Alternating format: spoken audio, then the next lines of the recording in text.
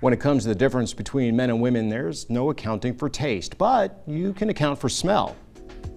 According to abcnews.com, there are often pronounced differences in the ways men and women perceive smells, sounds, and sights. There are fewer differences between men's and women's senses of taste and touch, but in general, men underperform compared to women in the sensory department. Men are more likely to suffer hearing loss, and they have a less developed sense of smell. According to a study from Johns Hopkins University, men are 5.5 times more likely than women to experience hearing loss as they age, starting as young as 20 years old. We spoke with the audiology specialist at Lake Ear, Nose, Throat, and Facial Plastic Surgery about the warning signs of hearing loss.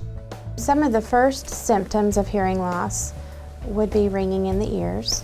Ringing in the ears, what we call tinnitus, is something that is a symptom of damage to the hearing nerve. Symptoms of damage to the hearing nerve are tinnitus and hearing loss, and the two of them usually go together. So many people will come in and say, my ears are ringing, and one of the first things we will do is test the hearing, because we want to determine, is there some damage or degeneration of the hearing nerve that can be associated with that ringing. So with age-related hearing loss, you'll start to feel like you just have a muffled sound quality.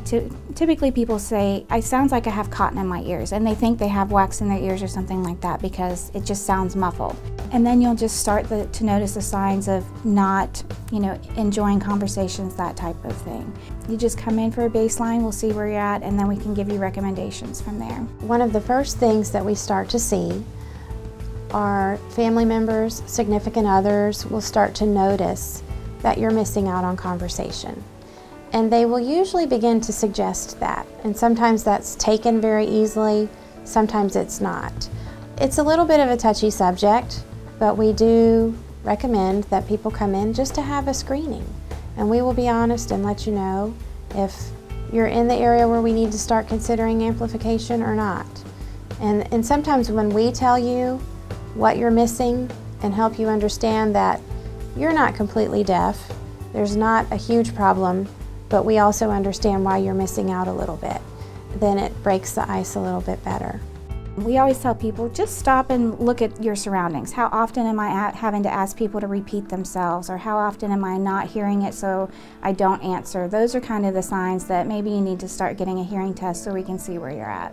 For appointments and more information about hearing aid and audiology services offered at Lake Ear, Nose, Throat, and Facial Plastic Surgery, click the Male Hearing Loss story link on our homepage, yourhometownhealth.com.